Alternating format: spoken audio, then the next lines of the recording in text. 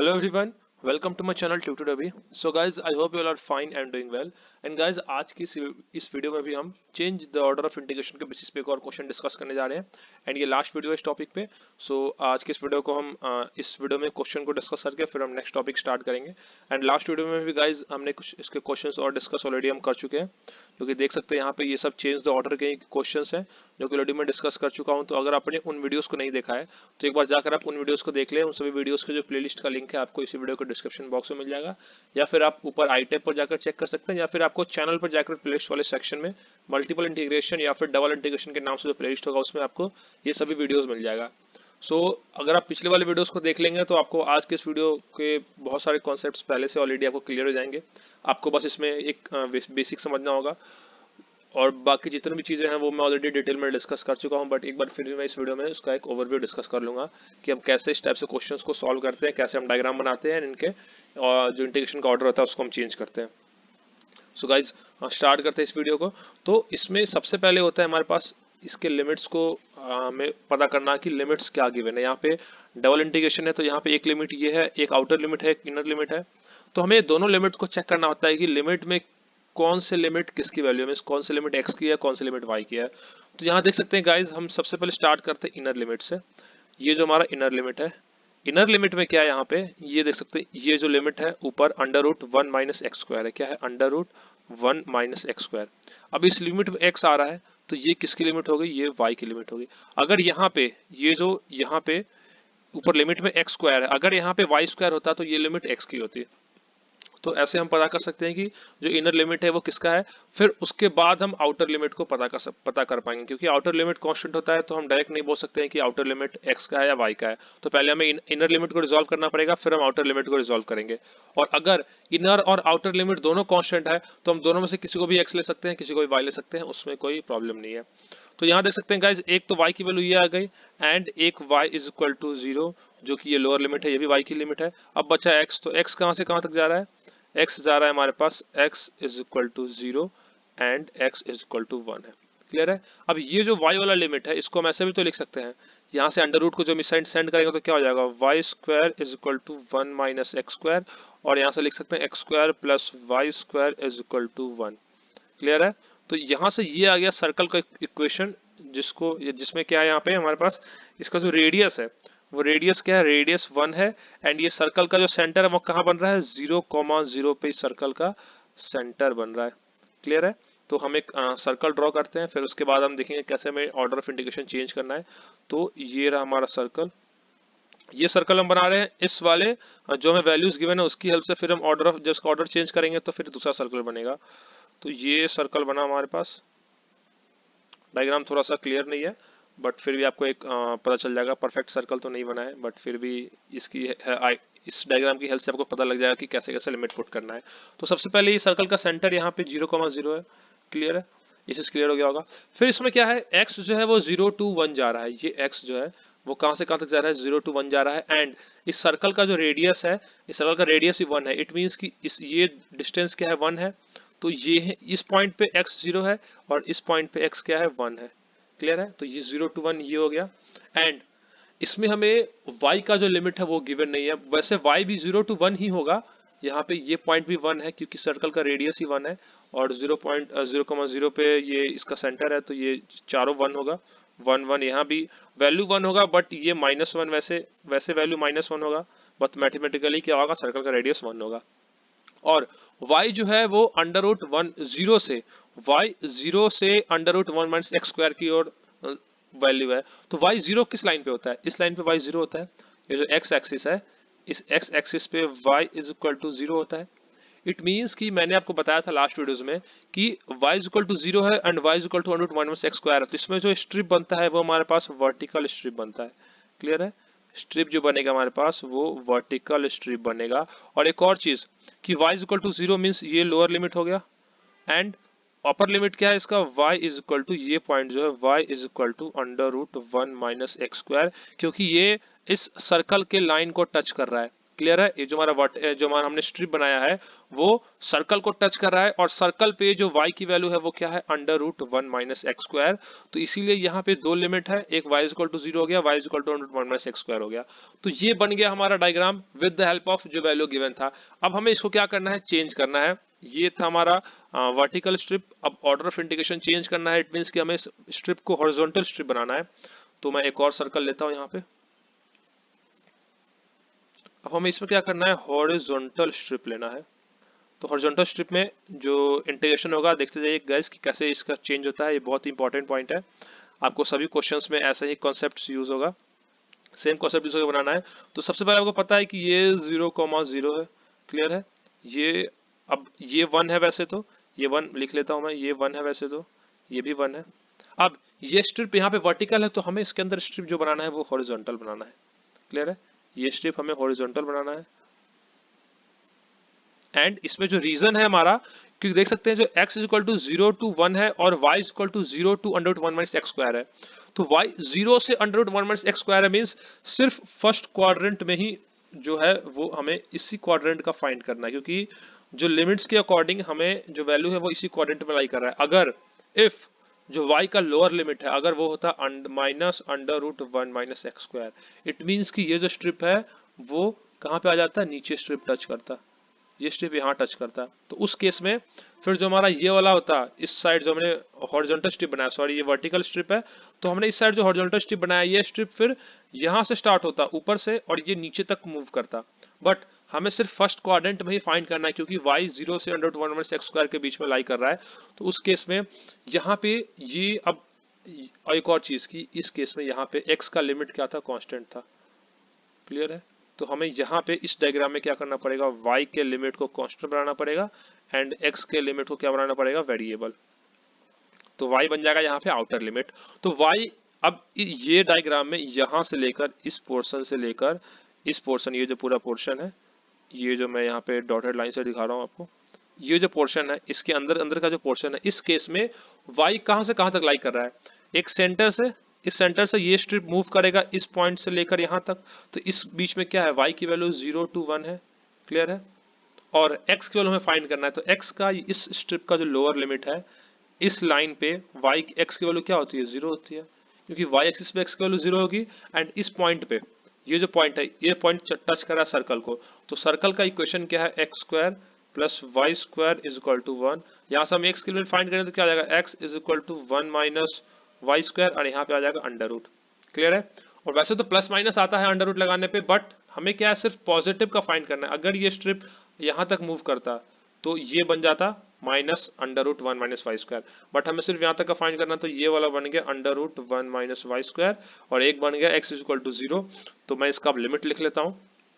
तो इसका लिमिट क्या आ गया, इंटीग्रेशन ऑफ इनर क्या है, x is equal to 0 to x is equal to under root 1 minus y square, यहाँ पे है y is equal to 0 to y is equal to 1, और यहाँ पे क्या था, y square into d y d x. तो यहाँ पे क्या आ गया, वाई स्क्वायर इंटू, अब एक और चीज गाइज कि ये जो क्वेश्चन गिवन था इसमें वर्टिकल स्ट्रिप बन रहा था तो आगे डी वाई लिखा हुआ था, बट हॉरिजॉन्टल स्ट्रिप में क्या होता है, आगे डी एक्स लिखा होता है, d x into d y. ये चीज मैं ऑलरेडी जो प्रीवियस वीडियोस था हमने डिस्कस किया था उस समय ये चीज ऑलरेडी मैं डिस्कस कर चुका हूँ।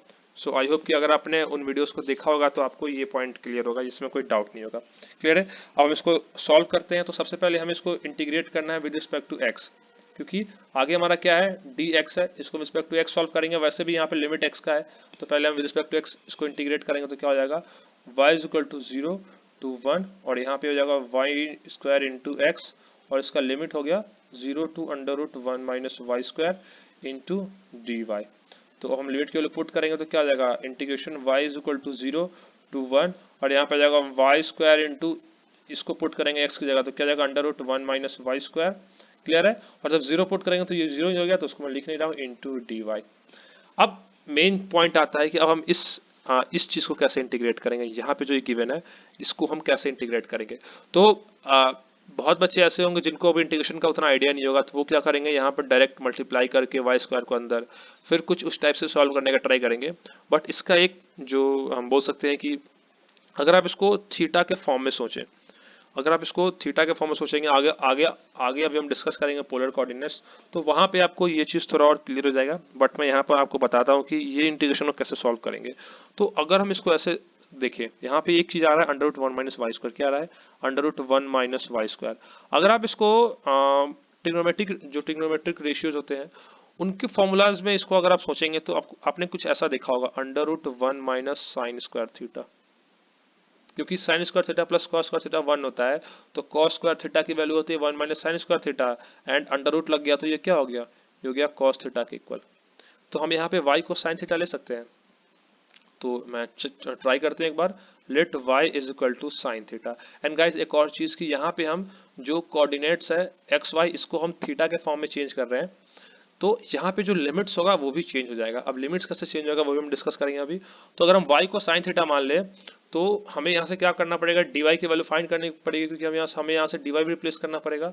तो यहाँ से जो dy की वैल्यू हो जाता है वो क्या होता है, dy is equal to sine theta हो जाएगा यहाँ कॉस थीटा, और इंटू थीटा का हो जाएगा डी थीटा। क्लियर है, ये हो गया इसका इंटीग्रेशन, सॉरी डिफरेंशिएशन हो गया। यहाँ पे हमने dy फाइंड कर लिया। तो अब यहाँ से हम वाई स्क्वायर रिप्लेस हो जाएगा, under root one minus y square भी हो जाएगा, डीवाई भी हो जाएगा। अब बचता है इसका लिमिट्स।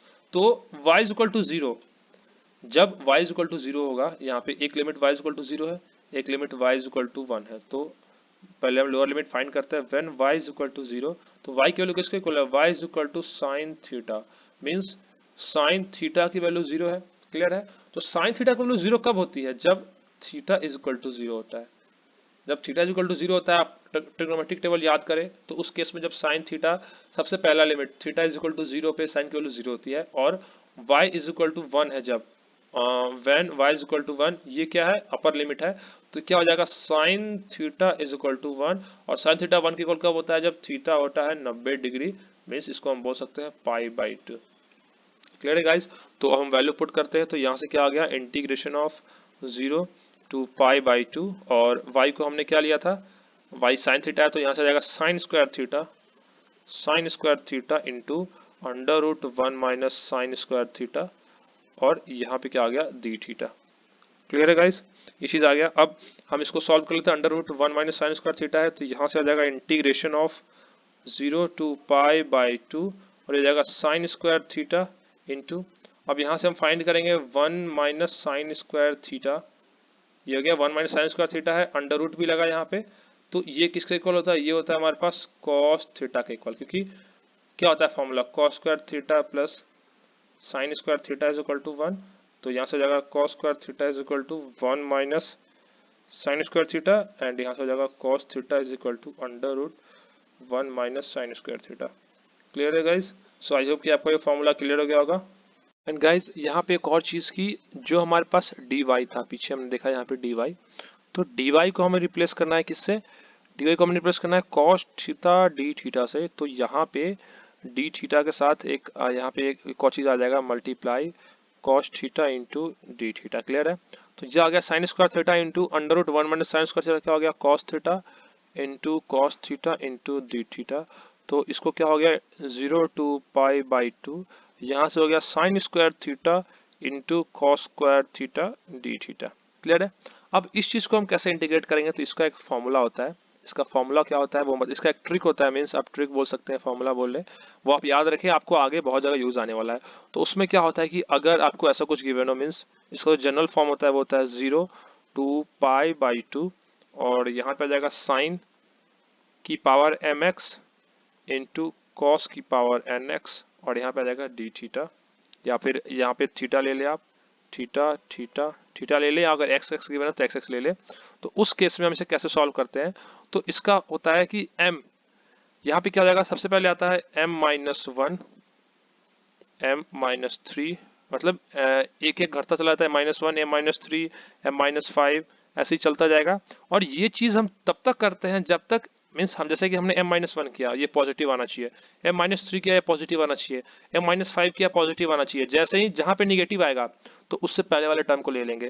जैसे कि यहाँ पे क्या था, साइन स्क्वायर थीटा है तो पावर टू है, तो हमने पुट किया m की जगह two, two minus one, one आ गया, ये पॉजिटिव है हम इंक्लूड करेंगे। यहाँ पे हमने पुट किया m minus three, means two minus three minus one, तो हम इसके आगे कुछ सॉल्व ही नहीं करेंगे और सिर्फ हम ये पहले वाला ही लेंगे, सिर्फ हम ये पहले वाला ही लेंगे और ये हो जाएगा मल्टीप्लाई चलता जाएगा। सिमिलरली m खत्म हो जाएगा जब मीन्स जहां पे m नेगेटिव आ गया छोड़कर फिर हम n को सॉल्व करेंगे, तो सिमिलरली n में वही होता है n-1 n-3 यानी सो ऑन चलता जाएगा। अपॉन में आता है, अपॉन में आ जाएगा m plus n-0 m plus n-2 m plus n-4। Clear है, ये चलता जाएगा सो ऑन इसमें भी। और इसमें एक और चीज होता है कि अगर ये दोनों power means if m and n जो है वो इवन नंबर है तो हम क्या करेंगे, इस पूरे को मल्टीप्लाई कर देते हैं π/2 से, π/2 से मल्टीप्लाई कर देंगे। और अगर इन दोनों में से कोई भी ऑड आ गया तो हम क्या करेंगे, π/2 से मल्टीप्लाई नहीं करेंगे, जो होगा वही आंसर हो जाएगा। सो हम अभी वाले जो ये वाला टर्म है इसको हम लेते हैं इसमें देखते हैं कैसे होगा सॉल्व इसको फॉर्मूला की हेल्प से। तो ये हो गया 0 to π/2 sine square theta into cos square theta d theta. इसमें पावर इसका इवन है तो सबसे पहले क्या हो जाएगा, जिसको सॉल्व करेंगे तो वो हो जाएगा π/2 से मल्टीप्लाई। क्लियर है, डायरेक्ट इसका इंटीग्रेशन का डायरेक्ट फॉर्मूला होता है।